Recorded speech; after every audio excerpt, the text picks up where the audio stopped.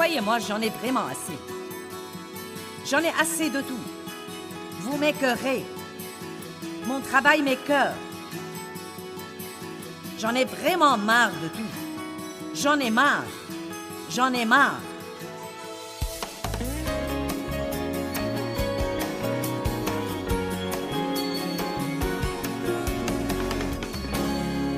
Je suis en train de faire une série intitulée « Changez vos paroles, changez votre vie ». Et je crois vraiment que si nous changeons nos paroles, cela changera nos vies. Combien d'entre vous ont eu un enseignement sur la puissance de vos paroles et au fil des ans, vous avez pu faire des changements vraiment positifs et vous avez vu un grand changement dans votre vie par suite de quoi? Eh bien, c'est merveilleux. Mais vous savez, il y a toujours plus de mains baissées que levées. Cela veut donc dire que nous devons faire ça. Qui est content d'écouter ce message de nouveau, bien qu'il l'ait déjà écouté? Moi, je le suis.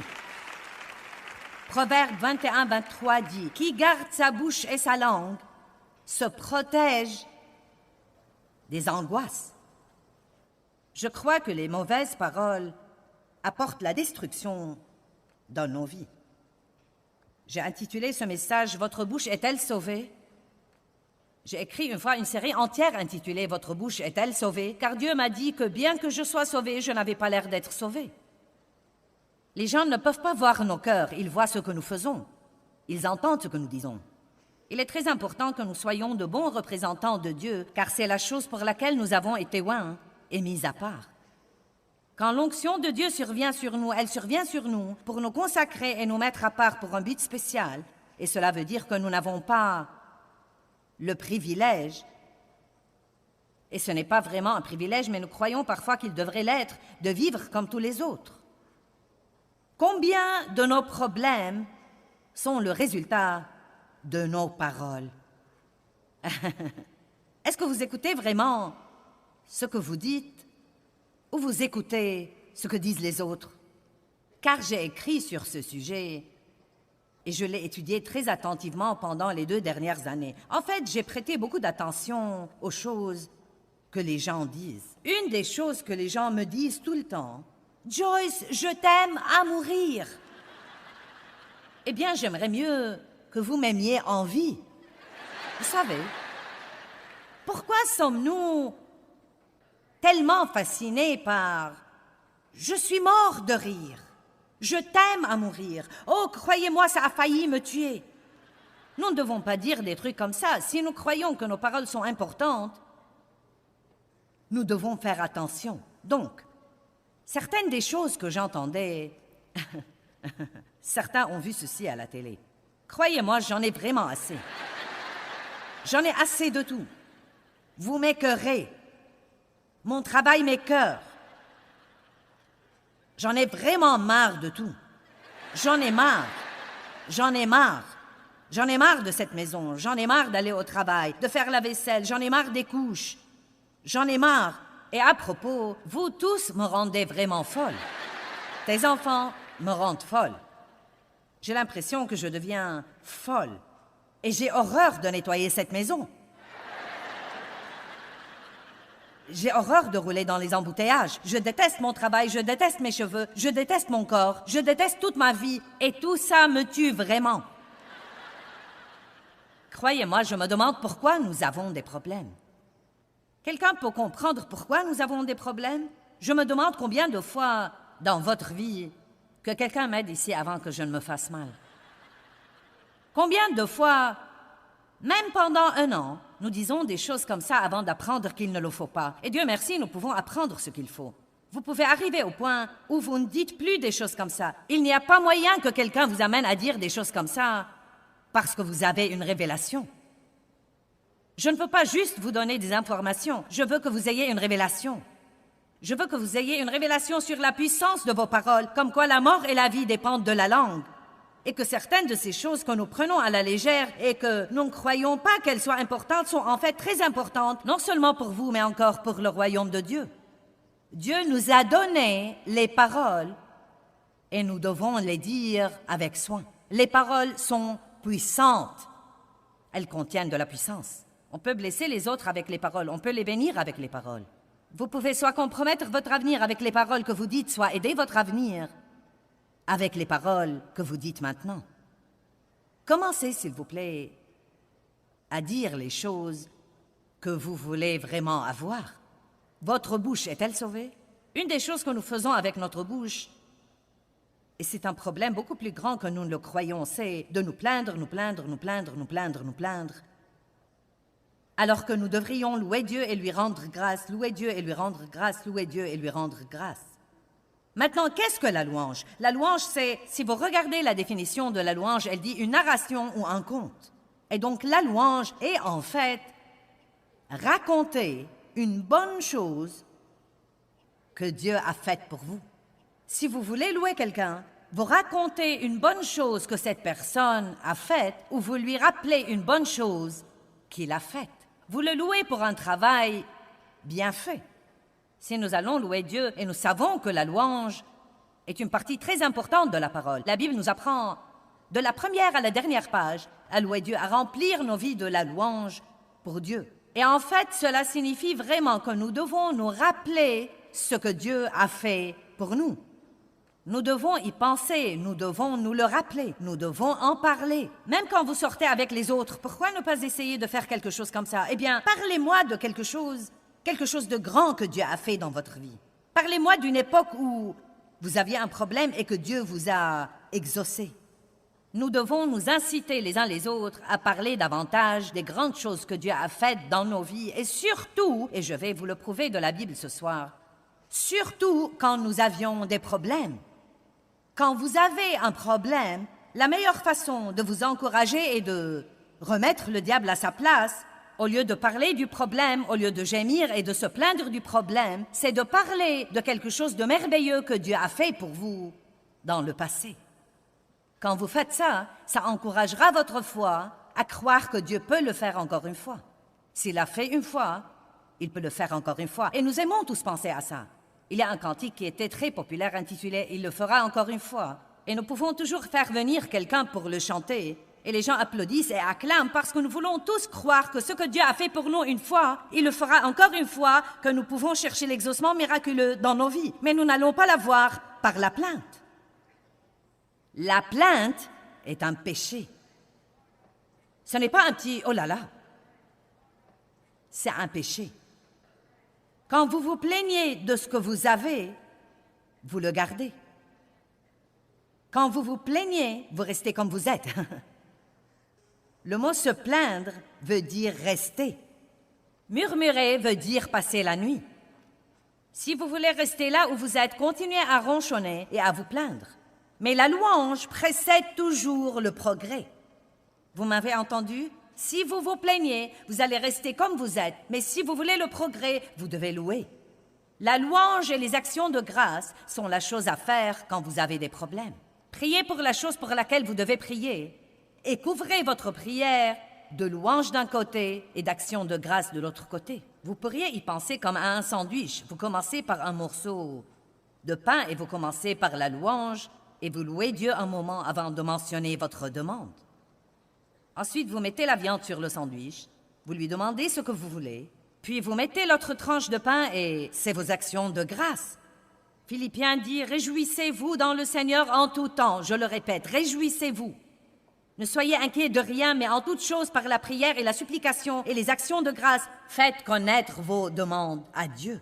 Laissez-moi vous poser une question. Si vous vous plaignez déjà de ce que vous avez, pourquoi Dieu devrait-il vous donner quelque chose d'autre pour vous en plaindre?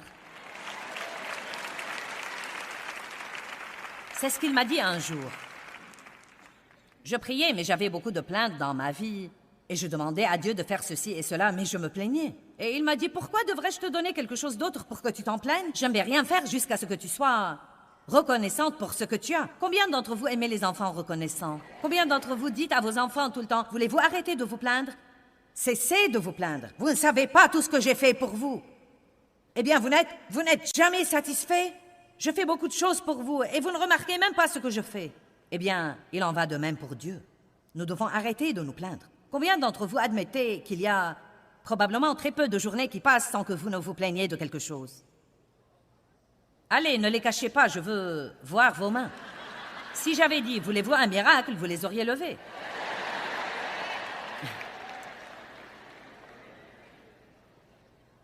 Je me rappelle l'époque. Il y a très, très, très longtemps où nous avons commencé à faire des conférences. Et nous avons eu des conférences, des réunions dans toutes sortes de salles imaginables, beaucoup d'entre elles pas très agréables. Et quand nous avons d'abord commencé, nous étions dans la salle de danse d'un hôtel et ce n'était vraiment pas agréable. Non, mais vraiment pas agréable. Il y avait des choses qui retombaient du plafond et certaines chaises avaient des déchirures et j'ai commencé à murmurer et à ronchonner. Je marchais sur l'estrade avant le début de la réunion, j'examinais le lieu et je priais. Je me disais, cet endroit est incroyable. Je n'aurais pas pensé qu'on louait aux gens des endroits comme ça. Et la chose que Dieu m'a fait bien comprendre était... Si tu peux venir à bout de ces tout débuts sans te plaindre de ce que tu as, le jour viendra où tu pourras avoir une conférence là où tu voudras. Et croyez-moi, c'est à peu près le cas aujourd'hui. Nous devons nous rappeler d'où nous sommes venus. Là, derrière le fond de la salle, dans les vestibules de derrière, il y a de petites salles près des vestibules. Et Dave m'a amené à l'une de ces salles et il y avait 50 chaises. Et il m'a dit, tu te souviens quand tu faisais des réunions dans des salles comme ça?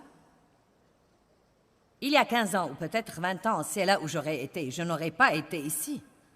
J'aurais été là dans la très petite salle, carrée, ennuyeuse, avec 50 strapontins et une petite chaire en face où je prêchais de tout mon cœur. Et vous savez quoi? Ces jours-là sont bons pour nous.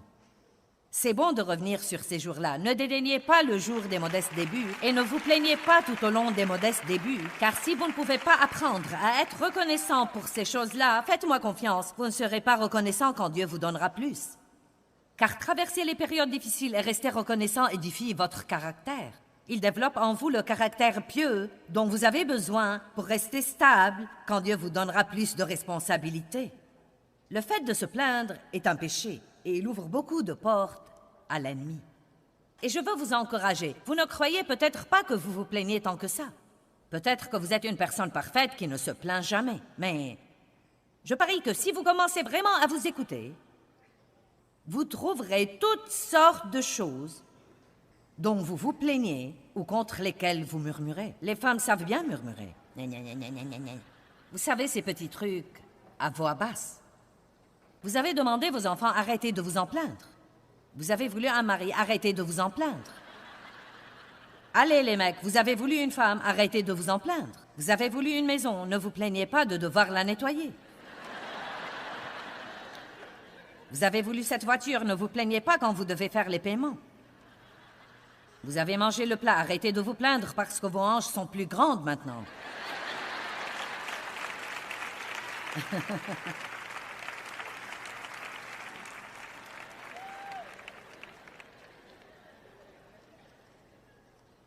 Nous devrions avoir le but d'être la personne la plus reconnaissante sur Terre. Commencez vos journées par les actions de grâce et passez vos journées en remerciant Dieu pour de petites choses comme l'eau chaude ou pour un ami, ou pour tous les avantages que vous avez. Et remerciez Dieu pour votre salut, remerciez Dieu pour ce que vous savez. Remerciez Dieu et continuez à le remercier. Les actions de grâce sont une position de puissance. Philippiens 2, 14. Faites toutes choses sans murmure, ni critique, ni plainte. Combien de choses? Toutes choses. Cela veut dire aller au travail, dans les embouteillages. Cela veut dire faire la vaisselle, nettoyer votre maison, payer vos factures. Faites toutes choses et faites-les pour la gloire de Dieu. Faites-les comme un exercice pour la gloire de Dieu. Dieu, je veux venir à bout de chaque journée de ma vie sans me plaindre parce que tu es bon pour moi, que sincèrement et honnêtement, je n'ai pas de quoi me plaindre. Je n'ai pas de raison pour me plaindre avec ta grande miséricorde. Sans murmure, ni critique, ni plainte contre Dieu. C'est intéressant et vous allez voir dans d'autres passages que quand le peuple se plaignait, même s'il se plaignait contre une autre personne, Dieu se sentait personnellement visé.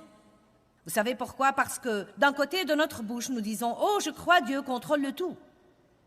Je crois que Dieu dirige ma vie et qu'il contrôle tout dans ma vie. » Et ensuite, dans la plupart des situations, nous finissons par nous en plaindre, bien que nous disions que nous croyons que Dieu contrôle tout. Donc nous devons juste dire, tu sais Dieu, ça ne me plaît pas beaucoup, mais je crois que tu vas le travailler pour mon bien. Je crois que tu as une raison et un but, et je vais te remercier dans cette situation, parce que je crois que tu es un bon Dieu qui peut faire travailler les mauvais trucs pour mon bien. Combien d'entre vous croient que c'est mieux que de murmurer tout le temps? Mais faites attention maintenant, finissons de lire ce verset car il est vraiment beau. Écoutez, afin d'être sans reproche et sans malice, innocent et pur, enfant de Dieu, sans tache, irréprochable, au milieu d'une génération dévoyée et corrompue spirituellement, pervertie et perverse, parmi laquelle vous apparaissez comme des sources de lumière, des étoiles ou des phares brillant clairement dans un monde obscur. Maintenant, c'est vraiment un défi très pratique. La parole de Dieu dit, « Vous êtes mon peuple, et je veux que vous parliez différemment des gens du monde.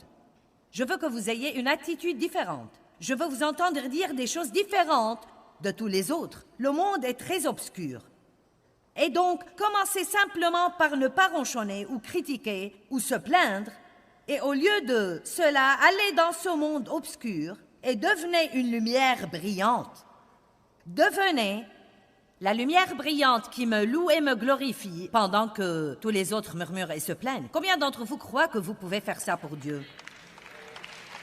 Donnons-lui toute la louange possible et imaginable. Maintenant, rappelez-vous ce que j'ai enseigné ce matin. Amen.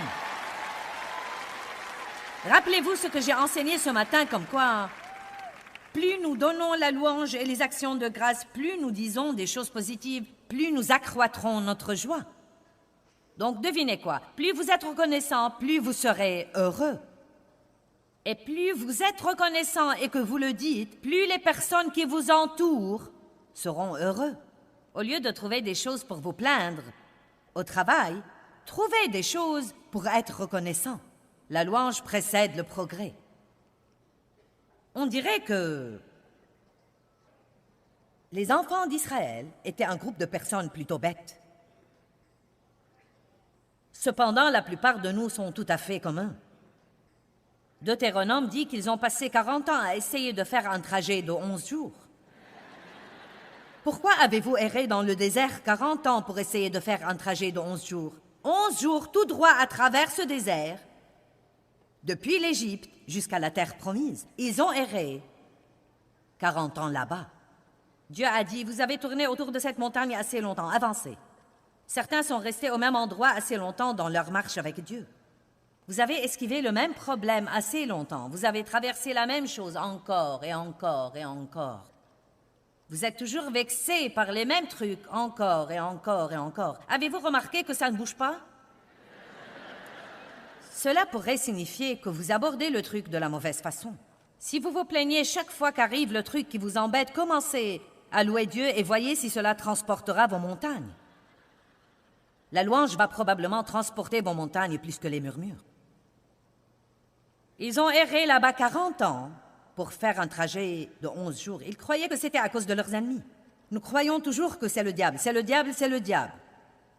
Mais ce n'était vraiment pas leurs ennemis. Ce n'était aucun des Yens qui vivaient là-bas. Les Phérésiens, les Cananéens, les Héviens, les Jébusiens ou n'importe quel autre Yen. C'était leur attitude. Ils ronchonnaient et ils murmuraient, ils se plaignaient littéralement de tout. Tout était la faute à Moïse ainsi que la faute à Dieu. Et chaque fois qu'ils étaient mal à l'aise, ils voulaient retourner à la hâte en Égypte. Donc nous allons regarder certaines des choses dont ils se sont plaints et certaines des choses qui leur sont arrivées à cause de leurs plaintes. Maintenant, je ne sais pas ce que vous en pensez, mais j'espère vous faire bien comprendre ce soir que les plaintes sont vraiment un grand problème. Il ne s'agit pas d'un joli petit message sermonneur, mais j'essaye de vous faire comprendre que les plaintes ouvrent une porte à l'ennemi. Quand nous murmurons et que nous nous plaignons, nous invitons le diable à apporter plus de destruction dans nos vies. Amen? Vous dites, ça ne peut pas être un problème aussi grand que ça. Eh bien, attendez voir. Exode chapitre 15.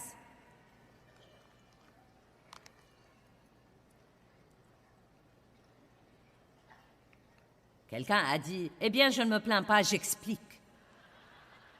Eh bien, je reconnais qu'il y a des moments où vous devez parler d'une situation pénible ou que vous devez expliquer quelque chose. Mais nous savons dans nos cœurs quand nous arrêtons d'expliquer et quand nous commençons à nous plaindre. N'est-ce pas? C'est comme j'ai dit ce matin, parlez de votre problème quand il le faut, mais ne le répétez pas encore et encore et encore. C'est à ce moment-là que cela devient une plainte. Et surtout cet esprit critique qui s'introduit dans le corps de Christ. N'avez-vous pas horreur de cet esprit? Quelqu'un qui cherche toujours la petite bête dans toute chose. Il trouve toujours quelque chose qui ne va pas, ne peut voir le bien en rien, mais toujours quelque chose qui ne va pas. Je n'aime pas cet esprit et je ne crois pas que Dieu l'aime. J'avais moi-même cet esprit, mais plus jamais. Exode chapitre 15, verset 24. Le peuple murmura contre Moïse en disant « Que boirons-nous » Chapitre 16, verset 2. Et toute l'assemblée des fils d'Israël murmura contre Moïse et contre Aaron dans le désert. Verset 3. Et ils leur dirent « Ah, si nous étions morts de la main du Seigneur au pays d'Égypte, quand nous étions assis près du chaudron de viande, quand nous mangions du pain à satiété. Car vous nous avez fait sortir dans ce désert pour faire mourir de faim toute cette assemblée. Donc, ils n'ont pas d'eau. Ils n'ont pas l'occasion de manger ce qu'ils veulent. Maintenant, ils ont oublié que Dieu avait fendu la mer Rouge, que quand ils sont sortis d'Égypte, Dieu a fait toutes sortes de miracles, qu'ils ont été cachés à Goshen pendant que Dieu a porté toutes sortes de plaies destructives sur le reste de l'Égypte, que quand ils sont sortis avec tout l'argent et l'or des Égyptiens et qui se dirigeaient vers la terre promise. Ils ont oublié toutes les choses que Dieu avait faites et ensuite, chaque fois qu'ils avaient un problème, ils murmuraient et ils ronchonnaient. Ce qu'ils auraient dû faire, c'est s'arrêter et se rappeler. Eh bien, Dieu, nous avons soif, mais nous nous rappelons que tu as fendu la mer Rouge, donc nous savons que tu as un plan et que tu vas nous exaucer ici. Eh bien, Dieu, nous avons faim, mais nous nous rappelons ce que tu as fait en Égypte, et donc nous allons nous rappeler ce que tu as fait et te louer et te rendre grâce pour l'exaucement qui va venir. Laissez-moi vous dire quelque chose. Nous verrons Dieu faire tant de choses dans nos vies si nous faisons ça, plutôt que d'agir comme le reste du monde. Écoutez, si vous avez un travail, vous ne devez jamais ronchonner contre votre travail parce qu'il y a quelqu'un d'autre qui le prendrait volontiers de vos mains. Je vais répéter. Si vous avez n'importe quel genre de travail,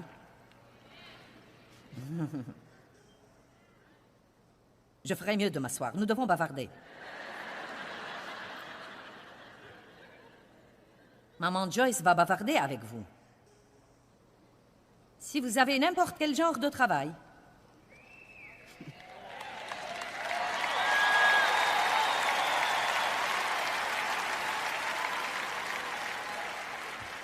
et je sens la conviction qui vient, vous devez rendre grâce à Dieu pour ce travail, parce qu'il y a quelqu'un d'autre qui le prendrait de vos mains et qui se réjouirait de l'avoir, malgré toutes les circonstances dont vous vous plaignez. Peut-être que vous n'aimez pas vos heures de travail. Peut-être que votre patron n'est pas parfait ou qu'on ne vous paye pas ce que vous valez ou les avantages ne sont pas parfaits. Mais vous savez quoi? Si vous avez un lit pour dormir, un toit au-dessus de votre tête, des vêtements à vous mettre, vous êtes dans une meilleure position que la plupart du monde. Amen? Nous devons donc arrêter de murmurer contre les trucs. Je me le rappelle à moi aussi bien qu'à vous. Arrêtons de murmurer contre les trucs et donnons à Dieu plus de louanges et plus d'actions de grâce. Laissez-moi vous dire quelque chose. Dieu cherche toujours les adorateurs qui l'adorent en esprit et en vérité. Il ne cherche pas quelqu'un qui vient à l'église et adore, puis retourne au monde et parle comme tous les autres. Il veut des adorateurs qui adorent. Des adorateurs, ce n'est pas quelque chose qu'ils font, c'est qui ils sont, donc c'est ce qu'ils font tout le temps. Dieu veut des chanteurs et des adorateurs, et non des gens qui chantent les cantiques et qui sont heureux quand la musique est bonne, mais quand ils doivent contourner une situation qui n'est pas parfaite, ils se mettent tout de suite à murmurer et à se plaindre de tout, et ils oublient à quel point Dieu a été bon envers eux. J'ai traversé des périodes difficiles dans ma vie, j'ai passé beaucoup d'années à murmurer et à m'apitoyer sur moi-même. Mais vous savez quoi? Dieu a rétabli tout dans ma vie et m'a rendu plusieurs fois plus tout ce que le diable m'avait pris. Et Dieu veut faire exactement la même chose pour vous. Mais Dieu n'a rien fait dans ma vie avant que je n'ai arrêté de bougeonner contre tout et arrêté de m'apitoyer sur mon sort et arrêté de blâmer et d'avoir une mauvaise attitude. Maintenant, j'aurais pu aller au ciel. Je ne vais pas au ciel parce que j'ai une bonne attitude.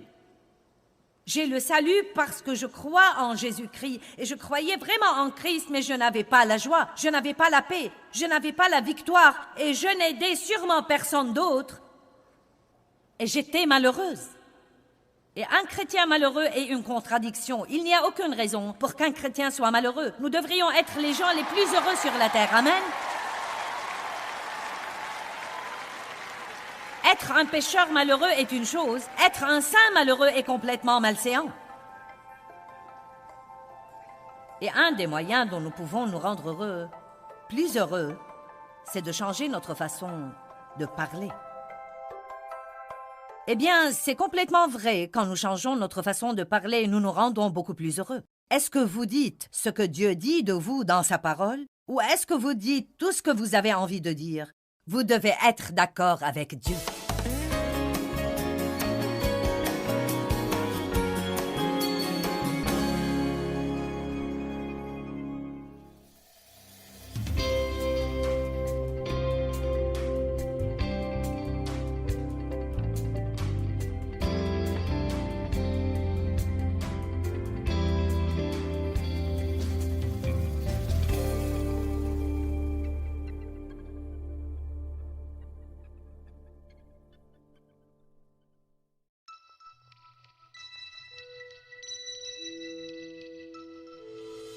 Écoutez, je veux vous dire quelque chose.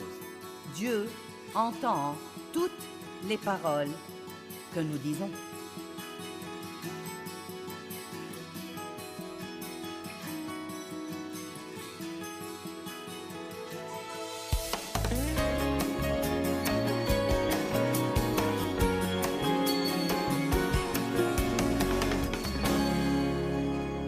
Combien de nos problèmes sont le résultat de nos paroles?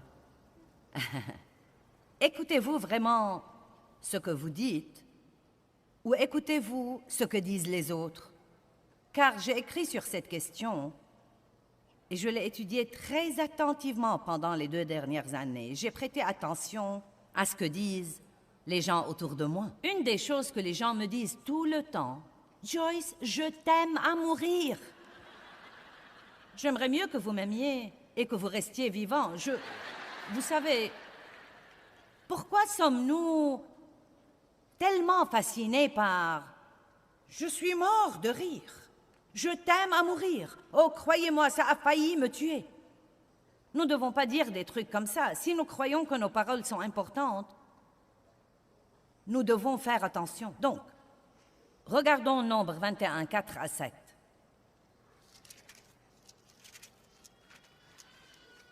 Je veux mettre un sourire sur le visage de Dieu par ma conversation, vous pas? Et ils partirent de la montagne de Hor par la route de la mer Rouge en contournant le pays d'Édom. Mais le peuple perdit patience, devint déprimé, très découragé à cause des épreuves du chemin. Nous nous décourageons dans les épreuves. Nos émotions veulent sombrer dans les épreuves. Mais un des moyens de reprendre courage et de se relever, c'est de dire les choses qu'il faut. Ce que vous dites dans les épreuves est probablement une des choses les plus importantes dans votre vie. Et le peuple parla contre Dieu et contre Moïse. « Pourquoi nous avez-vous fait monter d'Égypte pour que nous mourions dans le désert? Car il n'y a ici ni pain ni eau, et nous détestons cette manne de misère méprisable, fragile. » Combien était-il excité d'avoir cette manne quand elle est descendue? « Oula! Regardez-la! Une nourriture qui descend du ciel! C'est stupéfiant! »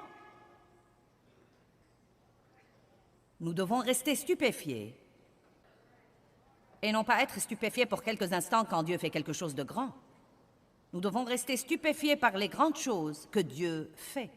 Plus vous êtes stupéfiés, plus vous serez plein d'espoir. Le peuple a parlé contre Dieu et contre Moïse. Nous détestons ce pain, nous ne sommes pas heureux. Écoutez, Alors le Seigneur envoya contre le peuple des serpents brûlants qui le mordirent, et il mourut un grand nombre de gens en Israël. Le peuple vint trouver Moïse en disant « Nous avons péché. » Maintenant, pouvons-nous être un peu plus intelligents que ça? Devons-nous attendre que les serpents nous mordent et que nous ayons toutes sortes de problèmes dans notre vie parce que nous continuons à ouvrir une porte par les murmures et les plaintes alors que nous devrions louer et remercier Dieu? Allez, je veux voir de grands sourires en ce moment. Et le peuple vint trouver Moïse en disant « Nous avons péché en parlant contre le Seigneur et contre toi, Moïse. Prie le Seigneur pour qu'il éloigne de nous les serpents. » Et Moïse pria pour le peuple. Et bien sûr, Dieu a apporté un moyen pour les délivrer, comme il le fait toujours. Chaque fois que nous revenons à Dieu sincèrement et que nous commençons à faire ce que Dieu veut, les bénédictions reviennent. Quand nous nous détournons de Dieu et que nous opérons contre ses lois et ses principes, nous ouvrons une porte à l'ennemi pour qu'il entre. Je crois vraiment que la Bible a un seul message. Elle le dit de 100 différentes façons, mais la Bible a en fait un seul message. Faites ce que je vous dis et vous serez bénis. Ne faites pas ce que je vous dis et vous aurez des problèmes. Ce n'est pas difficile, n'est-ce pas? J'ai mis devant toi la vie et la mort. Choisis la vie afin que tu vives, toi et ta postérité. Maintenant, je veux aller à 1 Corinthiens 10. Je me rappelle l'époque où j'ai d'abord commencé à voir ces trucs dans la parole. Elles m'ont absolument stupéfiée. Non, mais j'étais tellement stupéfiée par ce que j'ai appris sur les plaintes. Je me suis dit, mon Dieu, si tout le monde pouvait apprendre ceci. Donc cette histoire que nous venons de lire dans le livre des Nombres est répétée dans 1 Corinthiens. Et ce passage biblique vous dit qu'elle est répétée ici pour vous aider à comprendre les dangers de murmurer, de ronchonner et de se plaindre. Verset 8. « Ne nous livrons pas non plus à la débauche et à la fornication comme le firent certains d'entre eux. » Il appelle leur plainte fornication. Comme le firent certains d'entre eux, et 23 000 en tombèrent subitement morts en un seul jour. Ne tentons pas non plus le Seigneur, nous ne devons pas éprouver sa patience et devenir une épreuve pour lui et l'évaluer de façon critique et exploiter sa bonté, comme le firent certains d'entre eux et des serpents venimeux les firent périr. Et ne murmurons pas comme murmurèrent certains d'entre eux et l'exterminateur les fit périr. Ces événements leur arrivaient pour nous servir d'exemple et pour nous avertir, et furent mis par écrit pour nous instruire et nous équiper pour faire ce qu'il faut. Dieu a mis en moi une crainte révérentielle à l'égard des plaintes. Et de temps en temps, ça me fait du bien d'avoir un bon rappel. Parfois, j'ouvre Philippiens, je lis ces versets, « Ne murmurez pas, ne ronchonnez pas, ne vous plaignez pas. » J'ouvre le livre des Nombres et je lis ces versets et je lis ensuite dans 1 Corinthiens, car il nous est si facile d'oublier à quel point Dieu est bon envers nous, et nous commençons à nous plaindre et à murmurer contre les choses, alors que nous n'avons vraiment pas de quoi nous plaindre et murmurer. Amen. Que dites-vous du Seigneur? Psaume 91, 1 et 2 dit « Celui qui demeure sous l'abri du Très-Haut repose à l'ombre du Tout-Puissant, dont la puissance ne peut être assaillie par aucun ennemi. Je dis du Seigneur, il est mon refuge et ma forteresse, il est mon Dieu. Sur lui je compte et en lui je me confie, il est mon Dieu en qui je m'assure. » Que dites-vous du Seigneur? Vous savez, dans Malachie, Dieu a très sévèrement corrigé quelques personnes, car il dit « Vous ne dites pas la chose juste de moi. Vous dites que c'est en vain que l'on sert Dieu, que l'on ne gagne rien à servir Dieu. » Et c'étaient des personnes à qui Dieu avait fait de grandes choses dans leur vie. Mais maintenant, Dieu n'allait pas assez vite pour eux. Ils devenaient donc grognons. Eh bien, ça ne sert à rien. Ça ne sert à rien. Je donne mon argent, j'ai été fidèle dans la dîme et les offrandes, mais rien de bon ne m'arrive. Nous devrions dire « Donner est un privilège, Dieu, et je vais continuer à donner le reste de ma vie, même si je ne vois aucun résultat. Et quand vous arriverez à ce point, vous verrez des résultats. » Je ne crois pas que nous devrions faire ce qu'il faut juste pour avoir un résultat. Je crois que nous devrions faire ce qu'il faut parce que c'est juste. Et quand votre cœur est juste et que vous faites ce qui est juste parce qu'il est juste, Vous aurez certainement un bon résultat, mais ça viendra au bon moment, pas mon moment, pas votre moment, mais le bon moment. Et ce que nous devons faire pendant que nous attendons, c'est quoi? Ne pas nous plaindre. Nous devons continuer à rendre grâce à Dieu. Et quoi?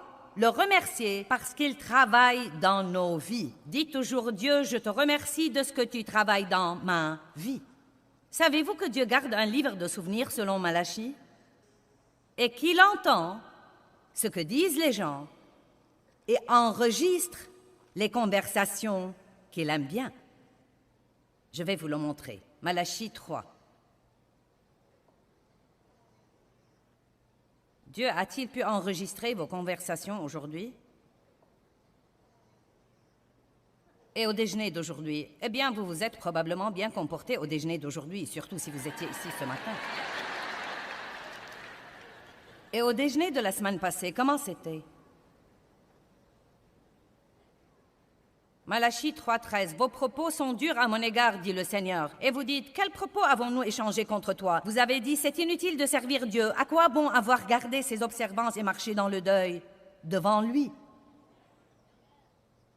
Écoutez le verset 16. Alors ceux qui craignent le Seigneur se parlèrent l'un à l'autre. Savez-vous que ceux qui ont une crainte révérentielle de Dieu parlent différemment de ceux qui ne l'ont pas? Regardez-moi, je veux vous dire quelque chose. Dieu entend toutes les paroles que nous disons.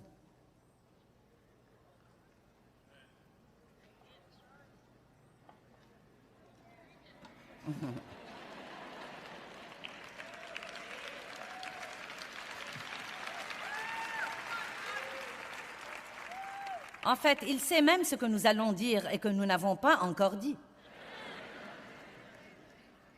Il sait tout ce qui se passe dans les coulisses et derrière les portes fermées. Je me rappelle un processus que j'ai suivi dans un travail et j'avais dans un ministère où je croyais que je n'étais pas bien traitée. Et comme beaucoup de gens qui travaillent là, il y avait beaucoup de murmures et de ronchonnements et de commérages dans les coulisses. Et Dieu s'est vraiment occupé de moi à cet égard et j'ai arrêté ça. J'ai appris que c'était mauvais et je l'ai arrêté. Mais je parlais toujours à Dave à la maison de cette chose-ci et de cette chose-là. Tu ne croirais pas ceci et cela et quelque chose d'autre. Et ensuite, le Seigneur m'a prise à un niveau plus profond et il m'a dit, peu importe la personne à laquelle tu parles, en fait, c'est les paroles que tu dis qui causent les dégâts.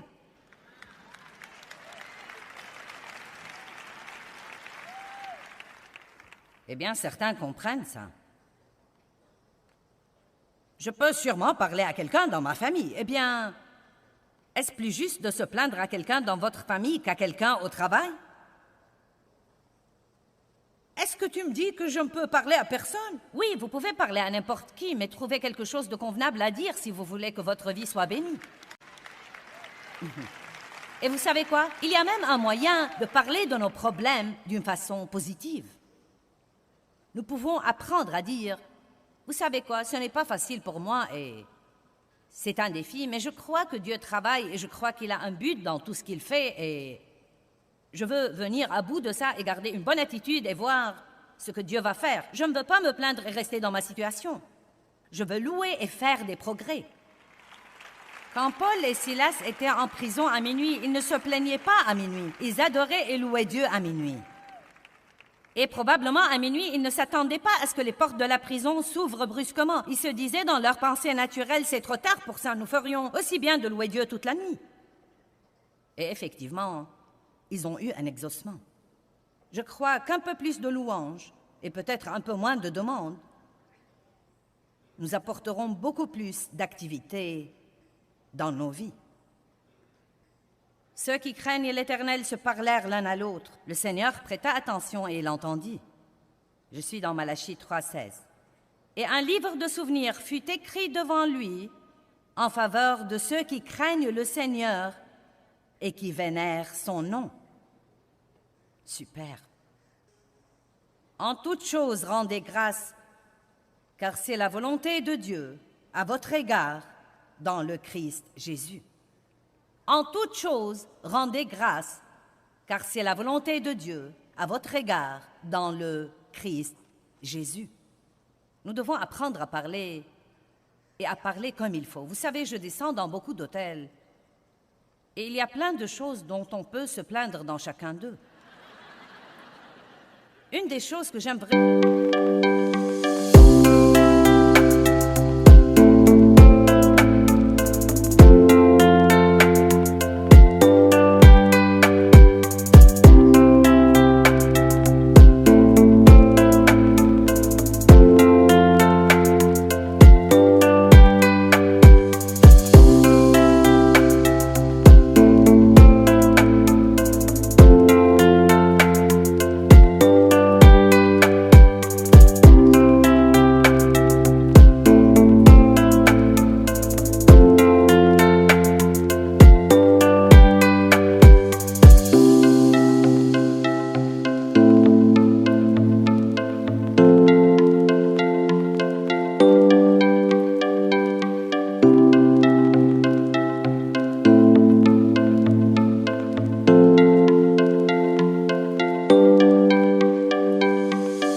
Surtout quand je suis fatiguée, c'est de prendre un bain chaud. Et donc, nous sommes arrivés à cet hôtel hier et il n'y avait pas d'eau chaude.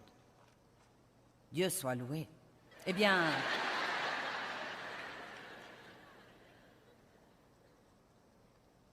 nous avons bricolé avec ça. Nous avons appelé quelqu'un pour venir le réparer et effectivement, avant qu'il n'arrive, l'eau chaude était là. J'ai dû donc le rappeler et lui dire de ne pas venir. Je ne saurais vous dire combien de fois nos clés ne tournent pas dans les serrures. Et je devais m'asseoir dans le hall après avoir prêché toute la nuit pour attendre que quelqu'un vienne. Et ça devient presque une plaisanterie. Ça commence à devenir en fait presque comme ça. Je sais ce que tu fabriques, diable. Tu ne m'auras pas. Je vais rester heureuse. Je vais m'asseoir ici et rester heureuse. C'est quelque chose que nous devons faire exprès. Ce n'est pas quelque chose que nous devons attendre d'en avoir envie. Tout le monde verra des choses qu'il n'aime pas arriver dans sa vie et ce n'est vraiment pas agréable. Tout le monde.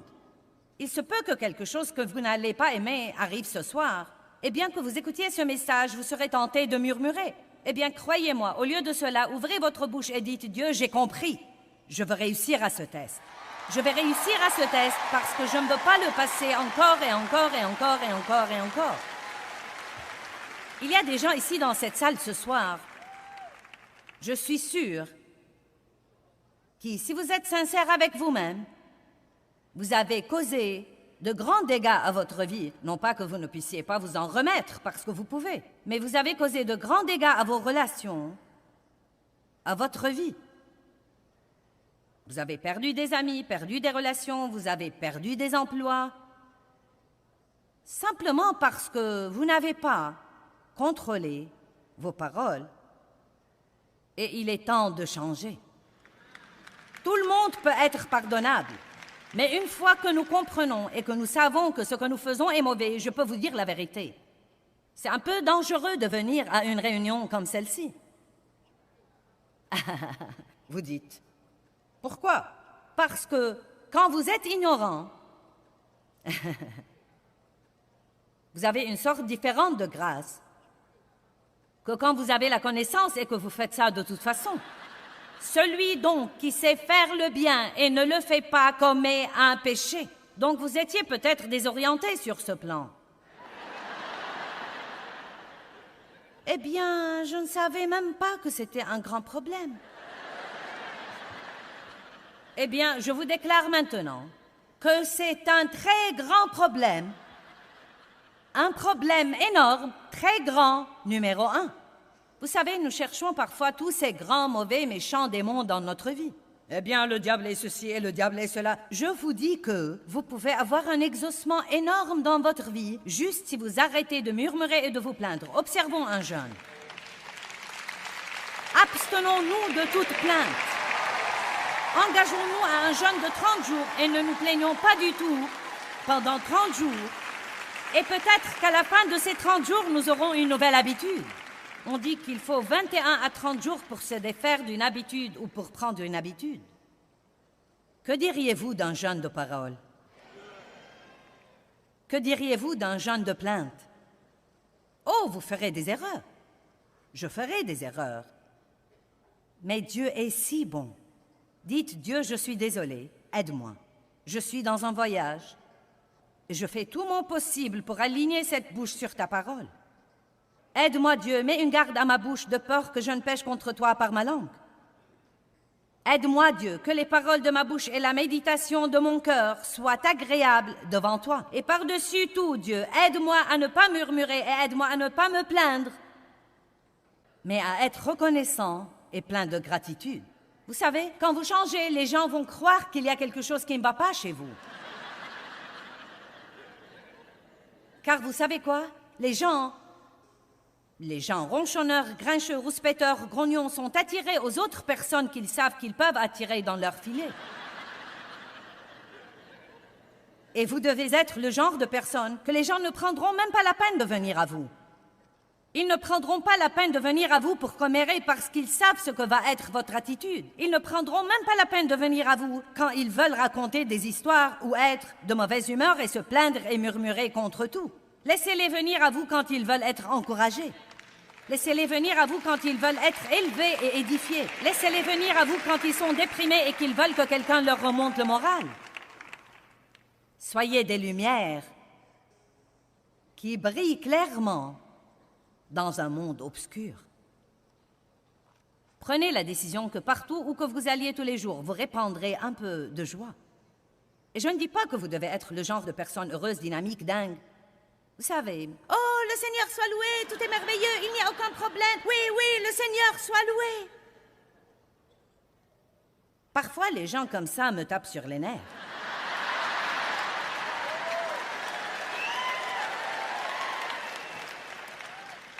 Mais si c'est vrai et si c'est authentique, si vous êtes sincère,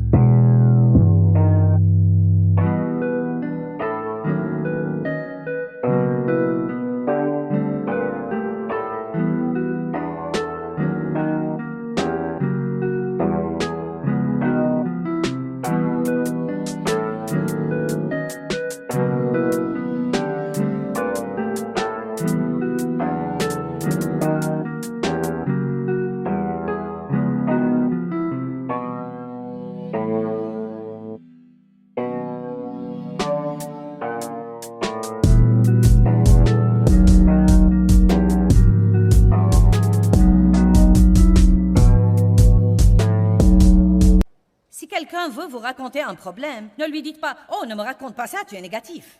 Écoutez-le, mais répondez avec quelque chose de positif. Écoutez-le et dites ensuite « Tu sais quoi, je sais que tu souffres et je sais que c'est dur, mais laisse-moi te raconter quelque chose que Dieu a fait pour moi quand j'étais dans une situation pareille. Et tu sais quoi, je crois que Dieu fera la même chose pour toi. Prions que Dieu te donne un exaucement dans ta vie. » Je crois que c'est comme ça que nous devrions commencer à nous y prendre avec ces situations, et c'est un des moyens dont nous pouvons nous encourager les uns les autres. Ne vous y prenez donc pas de la mauvaise façon, mais commencez à faire des changements positifs. Les plaintes affaiblissent, la louange fortifie. La louange déconcerte le diable. Quand il tire sur vous de son mieux, et que selon le raisonnement humain naturel, vous devriez murmurer et vous plaindre, et qu'au lieu de cela, vous rendez grâce et vous louez, cela le déconcerte. Je vais vous le prouver. 2 Chroniques, chapitre 20, verset 22. Maintenant, il n'y a rien de dur dans ce message ce soir. Peut-être que vous ne l'aimerez pas, mais vous le comprendrez et vous ne l'oublierez jamais. 2 Chroniques, chapitre 20, verset 22. J'utilise beaucoup ce verset dans mes différents messages. Je vais commencer avec un petit peu de contexte. Josaphat et ses hommes étaient en plein milieu d'une grande bataille, une bataille énorme. Et Dieu leur avait dit, « La bataille n'est pas la vôtre, elle est la mienne. Tenez-vous là et vous verrez la délivrance du Seigneur. » Josaphat s'est prosterné pour adorer, et il a envoyé des chanteurs pour chanter et des chanteurs pour louer. Verset 22. Nous lirons juste le verset 22. Et au moment où il commençait le chant et la louange, et non pas quand ils ont commencé à se plaindre. Au moment où ils ont commencé le chant et la louange, le Seigneur mit des embûches contre les fils d'Ammon et de Moab et ceux de la montagne de Séhir qui venaient contre Juda, et ils se battirent entre eux. Vous voyez ça?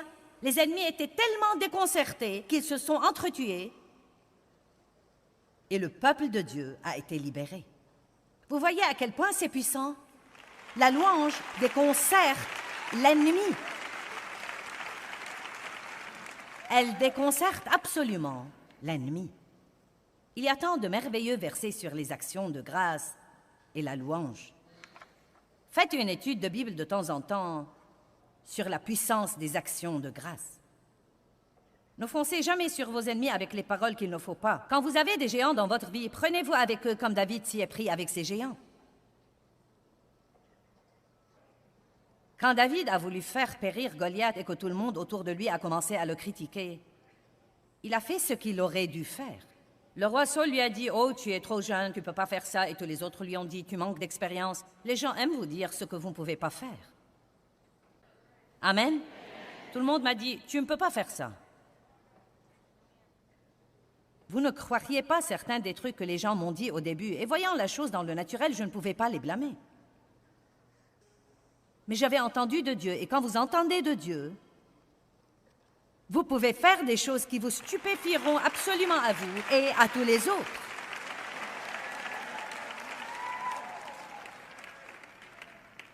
David avait donc une relation profonde avec Dieu parce qu'il était dehors et qu'il gardait les moutons, et il passait beaucoup de temps seul.